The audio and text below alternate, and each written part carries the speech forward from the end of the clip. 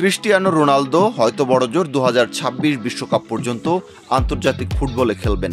তবে বিদায় নেওয়ার আগেই ফুটবল মঞ্চে হয়তো নিজের উত্তরসূরি রেখে যাচ্ছেন এ পর্তুগিজ তারকা। রোনালদো জুনিয়র হিসেবে পরিচিত সন্তানকে নিয়ে মাত্র 16 বছর বয়সেই চলছে আলোচনা।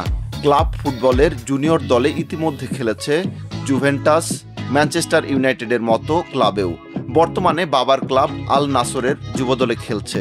সম্ভাব্য 5টি দেশের মধ্যে শেষ পর্যন্ত কোনটিতে খেলবে তা নিয়েও চলছে নানা জল্পনা কল্পনা। 2010 সালে রোনালদো খেলেন রিয়াল মাদ্রিদে, কিন্তু সন্তানের জন্ম হয় ক্যালিফোর্নিয়ার সান দিয়েগোতে। অর্থাৎ রোনালদো জুনিয়র চাইলে যুক্তরাষ্ট্রের ফুটবল দলে খেলতে পারবে, তবে ছেলেকে যুক্তরাষ্ট্রে হয়তো খেলাতে রাজি হবেন না CR7। 2021 সালের আগস্টে সবাইকে চমকে দিয়ে রোনালদো দ্বিতীয়বারের মতো যোগ দেন ম্যানচেস্টার ইউনাইটেডে।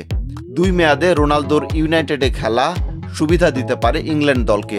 কিছু আইনি কার্যক্রম সম্পন্ন করে রোনালদোর ছেলেকে চাইলে ইংল্যান্ড খেলাতে পারে। এছাড়া 2009 সালের দল বদলে রিয়াল মাদ্রিদে নাম লেখান রোনালদো। ছেলে রোনালদো জুনিয়রের জন্ম আটলান্টিকের অন্য পাড়ে হলেও শৈশবের অন্তত 8 বছর পর্যন্ত কেটেছে স্পেনে।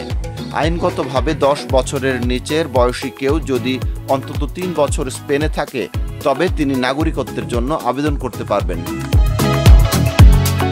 আফ্রিকান দ্বীপ কেপ ভার্দে মূলত রোনালদো জুনিয়রের নানা বাড়ি।